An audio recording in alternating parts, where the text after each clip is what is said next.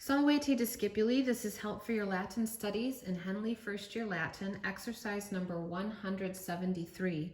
In this exercise, we'll be translating some simple sentences from English to Latin, and those sentences may have verbs from different conjugation families and nouns from different declension families, so you'll get a lot of good practice with the vocabulary that you've learned to this point. Number 1 says, they are assembling in the camp. And so what I see first of all is that our subject, they, are assembling. This is present tense, it's happening now.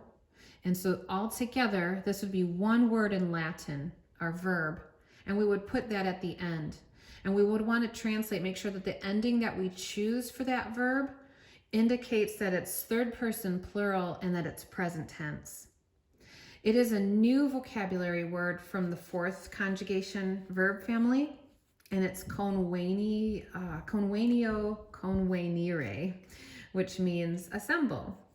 And so we want to put the ending on it. That would be third person plural and present tense, iunt, conveniunt.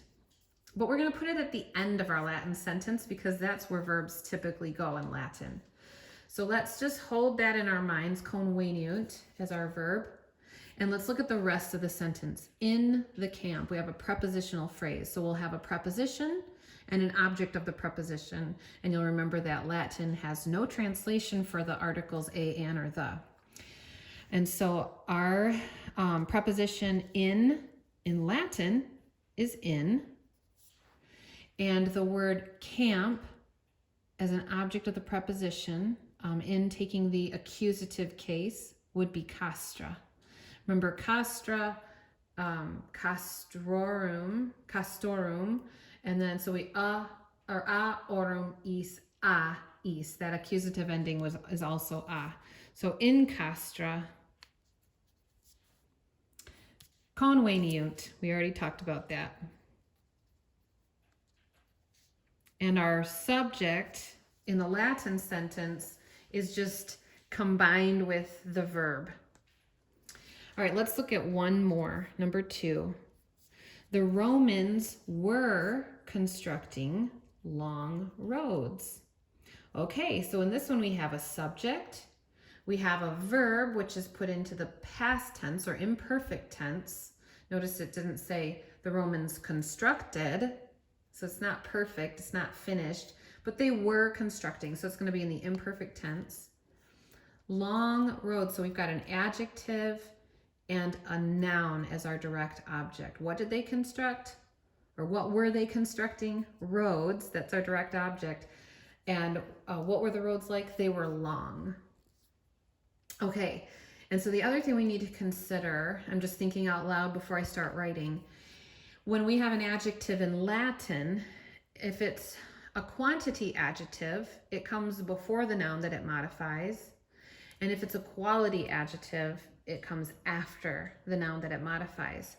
Since this is giving us a sense of length, I would consider it a quantity adjective and put it before the noun that it modifies.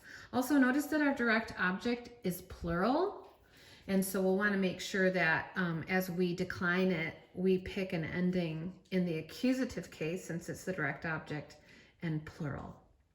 All right, so let's get started. The Romans, that's our subject. And it's also plural. So the Romans, we have Romanus, Romanus Romani. That's the singular nominative and genitive, us, e, o, o, and then e is our nominative plural ending. So Romani.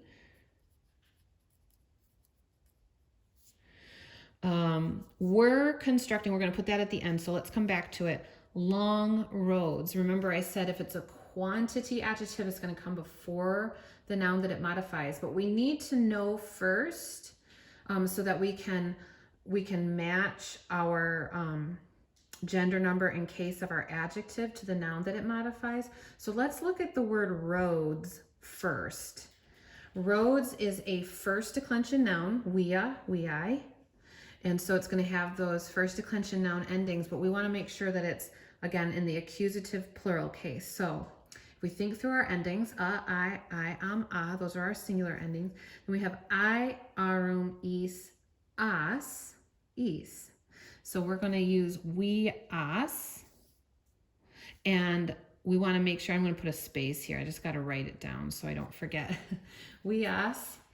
And then our adjective is also an adjective of the first and second declension, which is really convenient. So we know that we can put that first declension noun ending on it.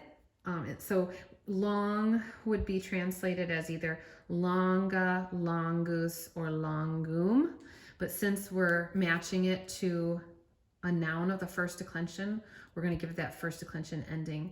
So longa, and it will have the exact same ending because it has to match in gender, number, and case. It has to have, in other words, it has to have the same ending, us. So longas, weas. And then now we've got our verb. We're constructing. Okay, constructing.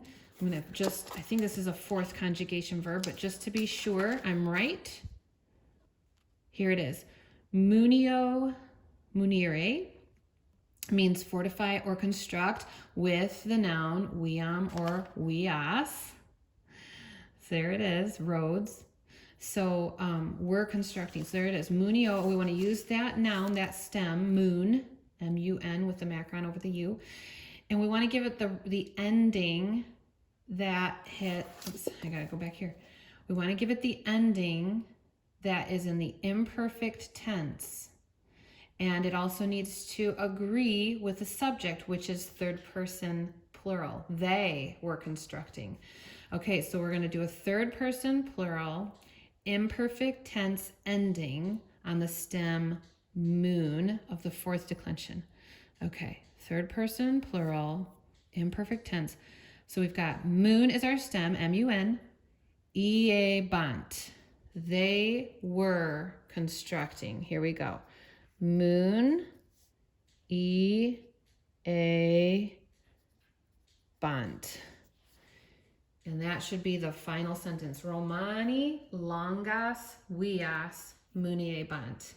I hope this has been helpful to you and it gets you going on the rest of these sentences. Have a great day.